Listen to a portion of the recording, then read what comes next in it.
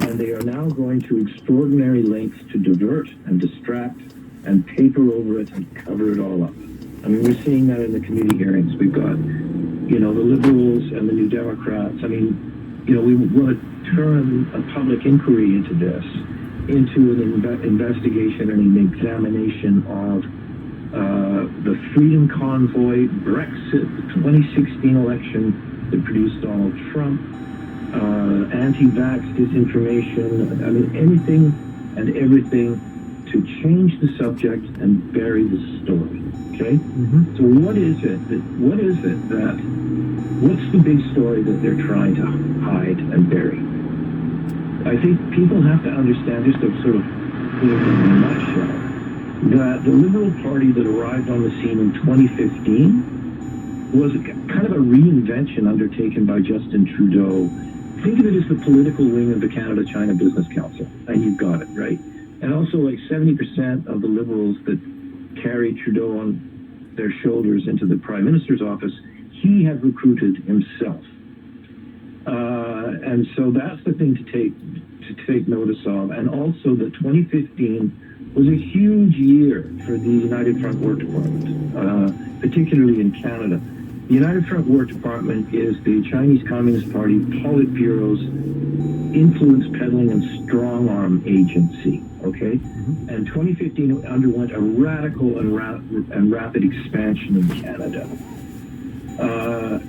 By 2015, we have to distinguish, we have to make clear, this isn't about Chinese immigrants and the Chinese community being bad, right, or anything like that, right? Mm-hmm. The United Front Mandarin Bloc, the sort of hierarchy in the Mandarin Bloc had begun to embed itself in a kind of a symbiosis with the Trudeau Liberals, particularly on the Trudeau's China-focused political and economic growth strategy. Now, that strategy was outsourced entirely to Dominic Barton and McKinsey and Company. Bill Morneau's post-election Blue Chip Advisory Council on Economic Growth was a wholly owned subsidiary of McKinsey and Company. It was managed, paid for, and staffed by McKinsey, and of course, it was all about China all the time. So the thing that you gotta keep your eye on is that the Trudeau Liberals' so-called Chinese base in Canada is the United Front's Mandarin Bloc base in Canada. They're the same people.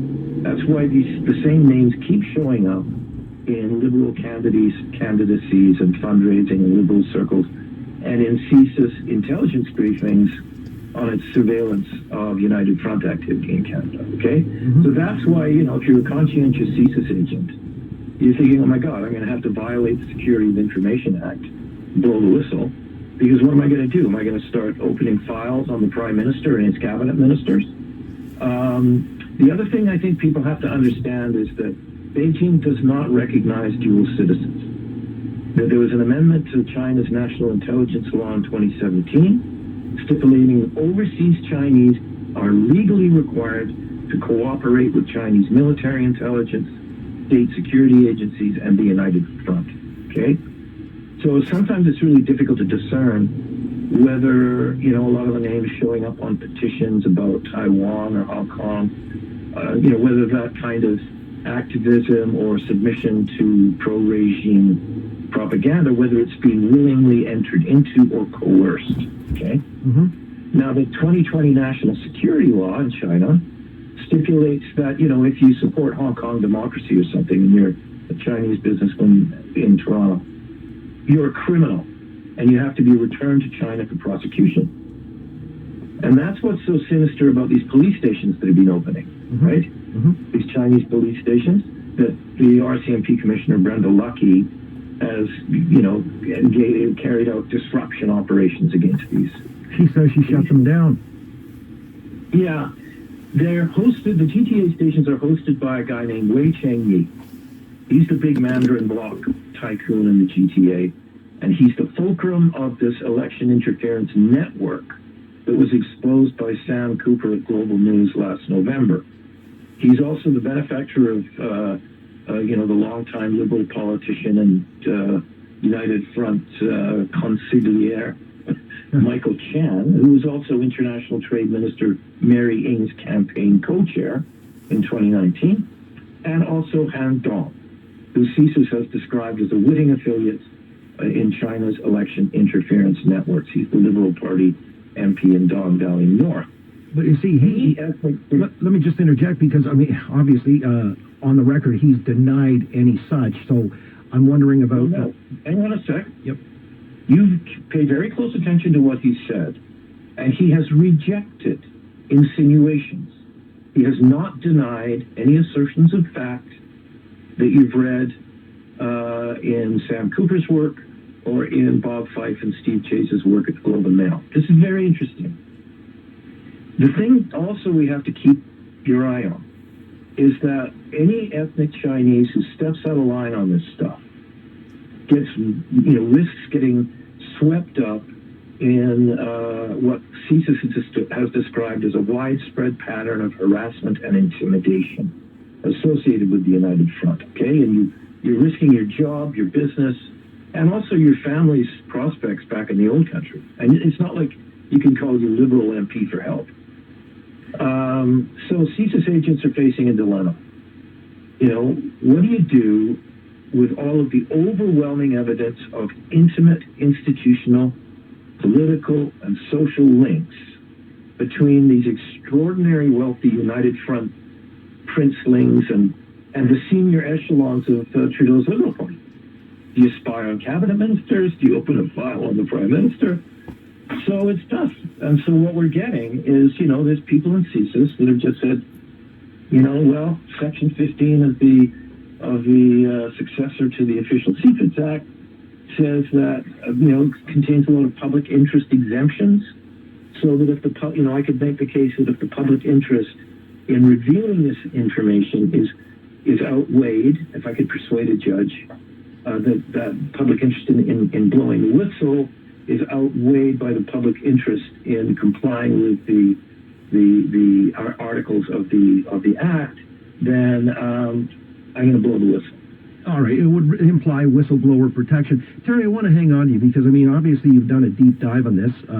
I don't necessarily need to know your sources, but it sounds like a lot of it is being streamed through CSIS intelligence. Am I right on that? And RCMP. And the RCMP. Well, let's come back because, in the last time we spoke, we just scratched the surface as to McKinsey and Dominic Barton and the complicity there. But the real question is whether or not the Liberals willfully turned a blind eye, in fact, might have colluded with the Chinese, the so-called communist apparatchiks, or the fifth columnists here. So I want to pursue that a little more fully. I think it's that important a story. It's certainly starting the layers of the onion being peeled away, and Terry Galvin is doing yeoman's duty in that regard, columnist with the National Post, senior fellow with the Raoul Wallenberg Center for Human Rights, and the author of The Real Story on Substack. So we'll continue, Terry, if you've got a few more moments. Let's get back into it momentarily here on the Oka Show, 640. All right, right back into it with Terry Galvin. It's a fascinating account. He's done a deep dive, and you can read The Real Story on Substack where he spells it out, but we're getting through some of the salient points here. It's a case that this is far deeper and more profound than the Prime Minister certainly would let on, or his apologists, to the point that subversive elements have been working for the longest time, and it sort of informed the Liberal policy, economic policy that largely involves China. Terry, before we go further into it, I just want you to maybe, if you can, cite some fast evidence or indications of our thrall to China over the years of the Liberal regime. Sure. Well, put it this way. I'm going to take a quick way of doing it as a bit of a thought experiment. Everybody was shouting and screaming about Trump and Russia back in 2016, right? And there was a hell of a lot of smoke, and there was fire, for sure. Try to imagine if Donald Trump had got elected and appointed the head of the Russian-American Business Council to head his transition team and name his cabinet, and then appointed the head of the Russian-American Business Council to the plummiest post in the United States Senate, and then had invited Vladimir Putin over to the United States, put on a New York Rangers jersey, had him skate around the ice in New York, and had hired a global consulting firm that was centered, and the chairman of which was centered in Moscow, and saw, agreed with Trump that America's future was an integration of the Russian economy and the American economy. I mean, that would have been kind of interesting, right? That's what Trudeau did. Trudeau appointed Peter Harder, the head of the Canada-China Business Council, to head his transition after he got elected. Harder, interestingly, was also the top guy at the Trudeau, which has been in the last couple days. And then he saw to it that Harder was given the plummiest and the most senior position in the Senate. And you also have people in the Senate like Yan Pao Wu and others. Everybody, is concerned about China's interference in Canadian elections. China has a hammerlock on Canada's upper chamber. This is serious. It's been serious for a long time. And oh yeah, Bill Moore knows Blue Chip Economic Growth Advisory Council was outsourced to McKinsey. It was a McKinsey show. It was a wholly owned subsidiary of McKinsey. It was chaired by Dominic Barton. All of its researchers were McKinsey. If you so much as answered a phone for that Economic Advisory Council, your paycheck came from McKinsey. It didn't come from the Canadian Treasury. So it was all China all the time, and it was all out in the open. Trudeau jets off to China, free trade agreement, extradition agreement. It was in plain sight.